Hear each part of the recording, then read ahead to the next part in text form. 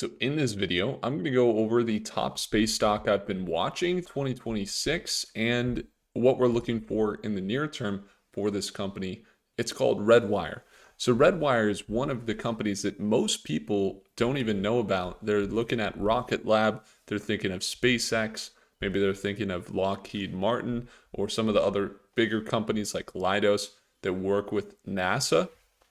But when it comes down to Redwire, the reason I like to focus on this one is because of their financials and the integrity of their company, but also because they're very volatile and they have a lot of opportunities to trade in the short term. And in the markets of space tech, it's important to have some volatility, but you really like this company is super volatile. Look, at one point, they went from $3 a share up to 20 and then back down to 6. So that was 2025. And I was able to meet with this company, so I'm very like well versed on what goes into their company, how they have their team building out some solutions that deploy, for example, something like that, where you get the solar cells up in space. They work with Air Force Research Laboratory. It's pretty interesting stuff. But I've also been able to actually meet this company in person when I went to events last year, which I don't think I'm able to make it this year because we'll be in Florida. But when it comes to this move here and what we're looking at, I just wanted to go over why it's a company that's on my list, why I already invested in it long term, why we recently entered a position, and what you could look out for as well. Because once again, if you look at it, it's very volatile and there are some things to watch out for. So the first thing to consider, if you're going to search up any stock, I usually like to use Prophecy AI. This is more of a premium analysis software that I use that we've created with our team. You don't have to use this, but if you were looking to get better analysis, or at least faster analysis, it can be helpful for you. So you can see that there's the assets and the liabilities, and you could go into the financials over on Google. And a lot of what our software does, aside from pulling all the best AI models, is we just pull all of the data from other places so that you can see them in one place. So I could still go find this income statement. It's a little bit harder to read over on Google. But you can go over to Google, and if you look at the revenues, you see a revenue increase pretty substantial of about 56% year over year. And then the annual growth, you could see just in 2021, they were at 137 million.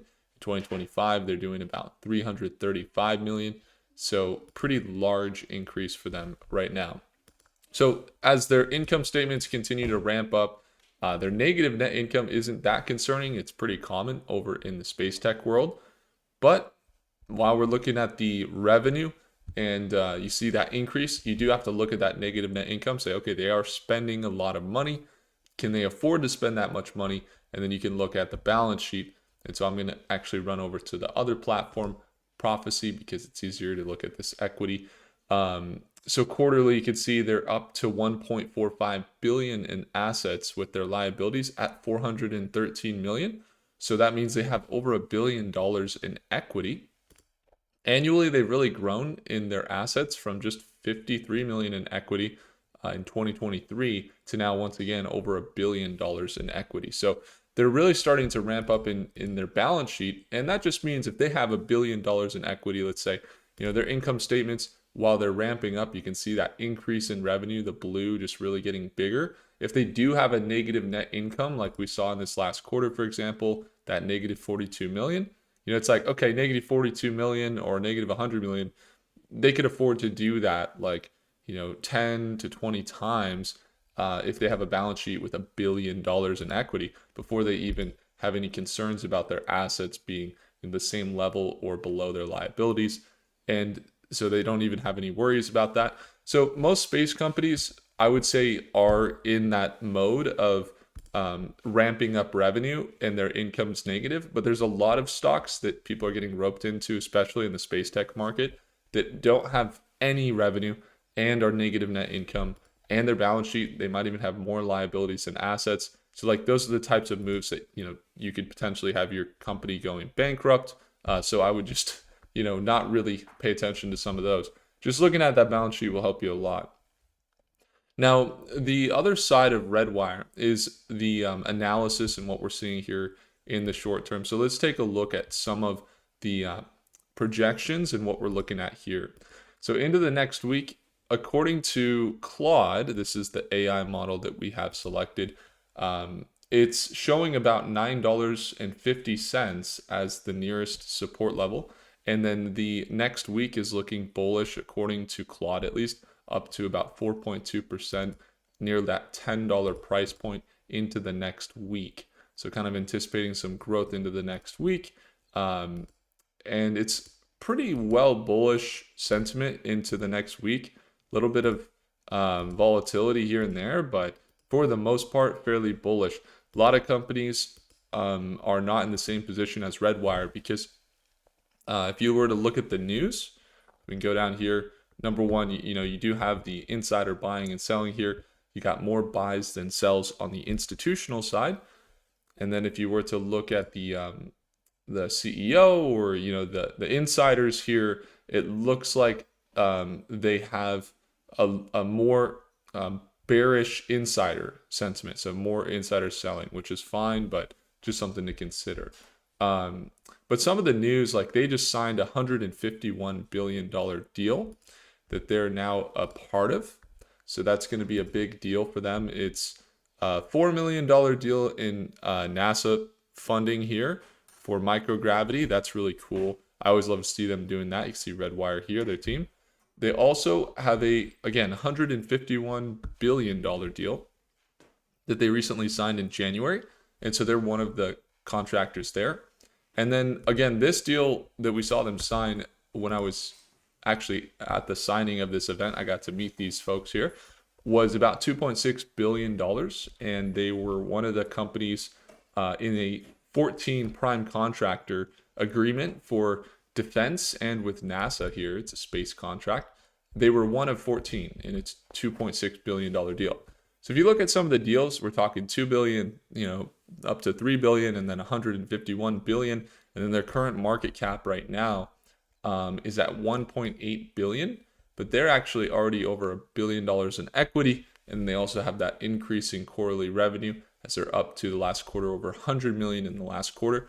So it seems they're ramping up quite nicely. And then the financials are pretty well shaped up for integrity. It's funny. I actually did some research on if people like enjoying or if they enjoy working at this company. It was weird. I don't know. It was like Glassdoor. People were saying they didn't like working here. So that was just one thing. I couldn't really get too much information, slightly more speculative. There was a lot of like negative reviews around working there. I was like, oh, that's interesting. But other than that, the financials look very good. The deals and the news look very good. And then of course, they're in an industry that's growing very fast, which is space and defense. And so that puts them in a nice spot. So if we're looking at the news, they do have some interesting deals. You got more growth in the Redwire contracts and then also their current price here with a $9.50 support. Does that check out? Let's take a look here. So they recently surged above, $9.50 resistance. So I would imagine this previous resistance level here at $9.50 may act as a support. Yeah, so again, previous resistance level here is going to potentially act as a support at $9.50 for Redwire. And then if that is the case, it's actually what we played out and talked about last week. We even have a position on Redwire. It's up 19%. And they made that 19% swing from $8 to here. You can even see on the right side, we got 19.82%. So we actually caught this move here. And then we're looking for, potential breakouts. So with their deal, they don't have the financials right now that would indicate that they're going to be up here around this $15 to $18 range where you get 100% increases or what have you. But they have the deals that would indicate that if they are going to transmute into real revenue that shows up on the balance sheet and on the income statements, that these levels around $15 to $20 is really where we would look for Redwire to potentially stabilize. So that would be essentially a 50% increase to 100% increase from here. And then, of course, we've seen them up to those $25 ranges back here in February, where they were up 200% from where they're currently at. But that's pretty bearish. That was very overextended. And really where I'd look for them to stabilize would be right around this $12 to $15 range. We talked about this a few times. In fact, we caught a trade from 480. It was a piece of this when we were in Argentina, I believe it was. Yeah, we were in Argentina right around Christmas, my wife and I, and we were also trading live every day, and we got to catch this trade, a piece of it at least, that they got up to $15, and that's what we were anticipating. But they went too much too fast, and then also you had some corrections in the market with the Iran war and everything, which actually is in their favor with the defense. And they sold down pretty aggressively back down to $7.50 from that $15 price point.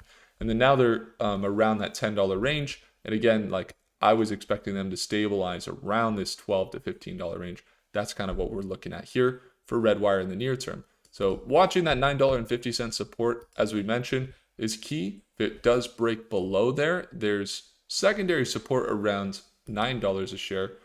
But then you have also that potential for them to sell back down that $8 range. So very important to keep a close eye. I'm going to keep a close eye on that 950 into tomorrow at market open. It will be Monday, the 16th. If you guys ever want to tune on to our daily live trading sessions, we're there. It's going to be the second link in the description down below. Fire your thumbs up, hit the like button. Do consider subscribing, and I'll see you in the next video. Take care.